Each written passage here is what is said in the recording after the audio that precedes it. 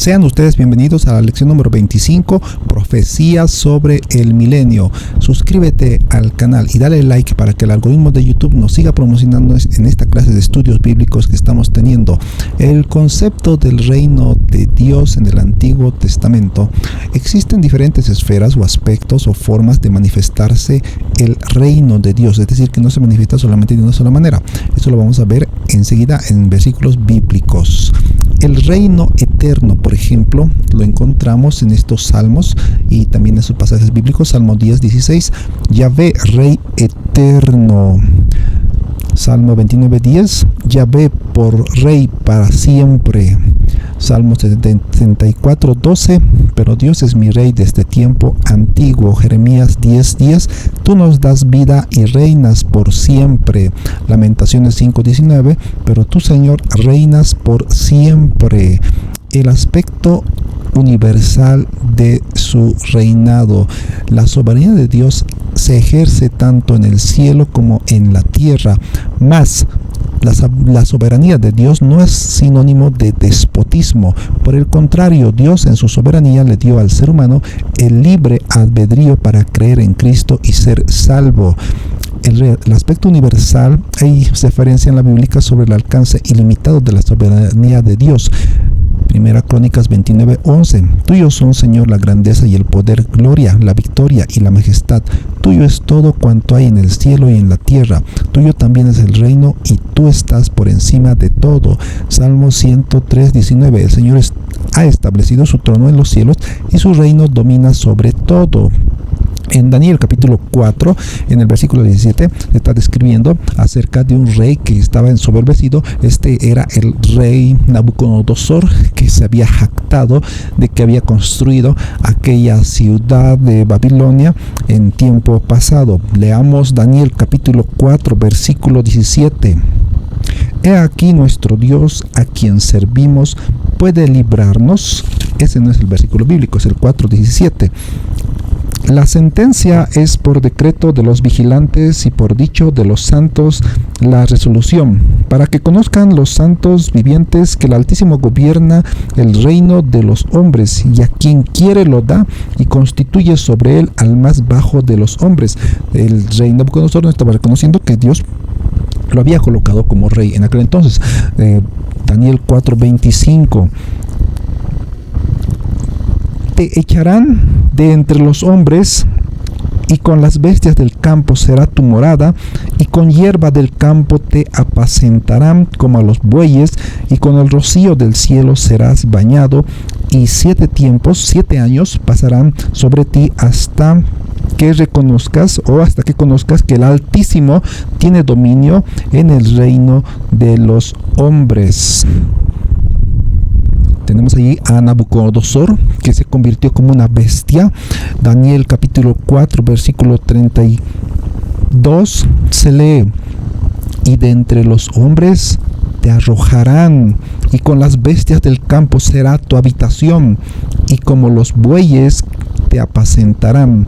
7 tiempos, es decir, 7 años, pasarán sobre ti, hasta que reconozcas que el Altísimo tiene dominio en el reino de los hombres y lo da a quien él quiere. Ahí Nabucodonosor tuvo como bestia, como una especie de hombre lobo, licantropía, y estuvo 7 años hasta que reconoció el rey Nabucodonosor. Terminados los 7 años, él volvió a su estado normal de ser humano y conoció al Señor. Y este capítulo 4, Nabucodonosor está dando su testimonio y contando en el versículo 37. Ahora yo, Nabucodonosor, te alabo, engrandezco y glorifico al Rey del cielo, porque todas sus obras son verdaderas y sus caminos justos, y él puede humillar a los que andan con soberbia. El aspecto providencial. Dios cuida de su creación y Dios cuida también de las personas, porque Él hace llover sobre buenos y sobre malos, nos dice la palabra del Señor. A la vez, Dios obra de manera natural con algunos milagros que Él hace cuando Él lo desea. Ese es el aspecto milagroso y de parte de la soberanía de Dios. No sanará a todos los enfermos, pero sana a ciertas personas y Él sabe a quiénes sanar. El uso de la palabra del reino. El reino es el dominio y la soberanía reales de Dios sobre toda la inteligencia, sobre toda inteligencia en el cielo o en la tierra. Schaffer. El desafío original contra la soberanía de Dios recae en los 5 pecados de Lucifer. Estamos hablando de la rebelión de Satanás y tenemos 5 pecados que Lucifer cometió a través de su ego o yo egoísta contra la voluntad de Dios. En primer lugar dijo: yo subiré al cielo. Satanás o Lucero en aquel entonces se proponía tener morada en el lugar más alto donde moraba Dios, y no tenía derecho y no tenía posición, pero quería ser y reclamar el trono para él. Yo junto a las estrellas del cielo levantaré mi trono, dijo Lucifer. Aquí se denota que Satanás, a pesar que había sido designado como guarda del trono de Dios, aspiró a esa posición de un trono propio. En tercer lugar, esa rebelión o forma de expresarse de Satanás de Lucero: yo en el monte del testimonio me sentaré a los lados del norte. Monte se refiere al gobierno divino de la tierra. Testimonio traduce a la congregación. Ambicionaba Lucero participación en el gobierno terrenal. Por esa razón, le tentó al Señor Jesucristo para darle todos los reinos de esta tierra. El desafío al reino universal. En cuarto lugar, Lucero dijo: yo sobre las alturas de las nubes subiré, buscaré para sí algo de la gloria de Dios. En quinto lugar dijo: yo seré semejante al Altísimo. Quería ser poseedor del cielo y de la tierra. Esta fue la rebelión de Lucero. El reino teocrático es otra esfera de Dios y se define como el gobierno del Estado mediante la dirección de Dios. Veamos este reino teocrático aquí en la tierra. Desde la creación, Dios reconoció como soberano y su soberanía lo delegó al ser humano para que cuidara y labrara la tierra. La desobediencia de Adán y Eva introdujo una creación ya caída, en el que ese reino se perdió, el reino en el paraíso. El reino teocrático bajo el gobierno humano, una vez que habían descendido del arca de Noé, había estado Dios gobernando a través de Noé, pero más adelante, luego de la muerte de Noé, justamente se levantó una rebelión contra el reino teocrático del Señor, y a través de la cabeza de Nimrod, que era gobernante en la tierra, y él debió haber dado la orden como gobernante para construir esta torre de Babel. Y muchos no entendemos por qué se construyó esta torre de Babel. Muchos dicen: no, es que querían ser como Dios y querían llegar a los cielos. En la palabra de Dios no dice eso. En la palabra de Dios dice: hagámonos una torre por si fuéramos dispersados. El mandato de Dios luego del diluvio fue que se fructifiquen y multipliquen y expandan por toda la tierra. Pero ellos querían quedarse en un lugar todos concentrados, y en esa concentración ellos pensaron hacerse una torre para que no fueran dispersados. Pero Dios les dijo: dispérsense por todo el mundo y reproduzcanse y llenen el mundo. Esa fue la rebelión de aquel entonces. Se rebelaron contra Dios y por eso vino la confusión de el único idioma que había antes en otros idiomas que aparecieron. La rebelión contra el reino teocrático. Luego también encontramos el reino teocrático bajo los patriarcas. Dios estaba llamando a su pueblo y guiando a través de Abraham, a través de Isaac, a través de Jacob, y luego Jacob tuvo 12 hijos, y ahí estaba el reino teocrático bajo los patriarcas. El reino teocrático en el tiempo de los jueces. Luego tenemos el tiempo de los jueces. Sabemos que Dios reinaba a través de los jueces. Un juez bastante conocido fue Sansón. Sansón, el que tenía cabello largo, porque había hecho voto de nazareato. Y ese es un ejemplo de juez que Dios estaba gobernando teocráticamente a través de jueces.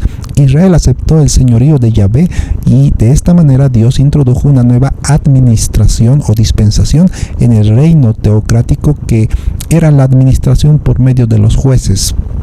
Los jueces se encuentran en el libro de los jueces. Uno de ellos fue Sansón, el otro fue Débora, otro fue Otoniel, y así podemos ver los distintos jueces que había en Israel, y Dios estaba gobernando a través de sus jueces.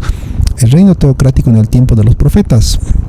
Dios gobernó a través de profetas. Después de la caída de la nación en el tiempo de los reyes que sucedieron a Salomón, surgió la importancia del oficio profético.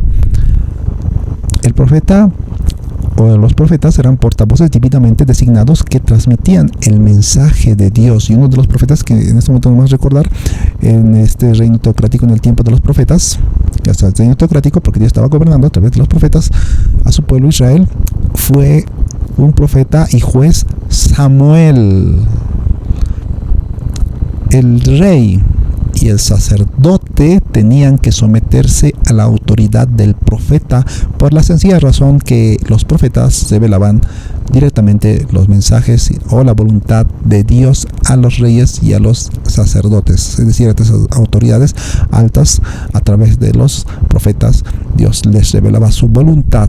El reino teocrático en el tiempo de los profetas. Schaffer resume y dice que el reino había de ser, en este caso cita 5 aspectos del reino de Dios. El reino teocrático que hemos visto, el otro es el reino de carácter celestial, en tercer lugar el reino que va a estar en Jerusalén, y a través, desde ahí Jesucristo reinará sobre todo el mundo.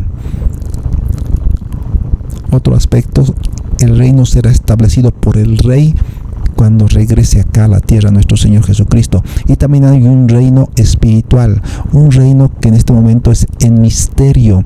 Está el reino de Dios en nuestros corazones, pero en misterio, porque no es visible externamente, sino internamente. Evidentemente, la fe va necesariamente contener obras, y se va a ver más cuando estemos caminando por las calles así nomás sin decir nada. No van a poder ubicar el reino a no ser que nos conozcan y nosotros le hablemos del Señor, y a la vez mostremos el cambio que ha habido, lo que hizo Cristo en nuestras vidas, el cambio que hizo Cristo en nuestras vidas. El reino teocrático en el tiempo de los profetas. McCray resumen la previsión profética del reino teocrático de la siguiente manera. 1. En cuanto a su aspecto literal, desde la primera hasta la última profecía existen detalles acerca de la ubicación y naturaleza de los gobernantes. El tiempo de su establecimiento está a las puertas. Dentro de poco que va a establecer el reino milenial de Cristo acá en la tierra. El gobernante de este futuro reino de 1000 años va a ser tanto humano como divino, porque Cristo es 100% Dios y 100% hombre, y va a estar acá otra vez en la tierra. Pasamos a otra esfera del reino teocrático en el tiempo de los reyes de Judá e Israel. El reinado presentado en la profecía del Antiguo Testamento es el reinado monárquico. Dios gobernaba a través de sus reyes, aunque la mayor parte de estos reyes desobedecieron a Dios. El reino teocrático en el tiempo de los profetas. El rey, bueno, en este caso de la monarquía, el rey mediador estará a la cabeza, y junto con él los príncipes y los santos que poseerán el reino. El reino acá en la tierra estaba profetizado en el Antiguo Testamento, que Cristo va a reinar. Y miren, eso es solo como ilustración. Los leones no van a tener maldad, van a estar ahí con los niños, como también dice que un niño va a pastorear. Ahí está con un león, con un lobo, y no le van a hacer nada. Incluso dice en la Biblia que el niño de pecho meterá la mano sobre la cueva del áspid o la cueva de la serpiente, y la serpiente no le hará nada, porque el Señor está reinando y no habrá la maldad acá en la tierra. El reino teocrático dentro de los 1000 años, los profetas del Antiguo Testamento concordaron que su establecimiento va a producir un cambio en todos los aspectos. Como vemos ahí, el cordero y el león juntos. E Isaías capítulo 11, del 11 al 10 leemos: morará el lobo con el cordero, y el leopardo con el cabrito se acostará. El becerro y el león y la bestia doméstica andarán juntos, y un niño los pastoreará. Versículo 7. La vaca y la osa pasarán sus crías, se echarán juntas. El león como el buey comerá paja, y el niño de pecho jugará sobre la cueva del áspid, y el recién destetado extenderá su mano sobre la caverna de la víbora. No harán más ni dañarán en todo mi santo monte, porque la tierra será llena del conocimiento de Yahvé, como las aguas cubren el mar. Versículo 10. Acontecerá en aquel tiempo que la raíz de Isaí, la cual estará puesta por bandera a los pueblos, será buscada por las gentes, y su habitación será gloriosa. Este es nuestro reinado universal de nuestro Señor Jesucristo acá en la tierra.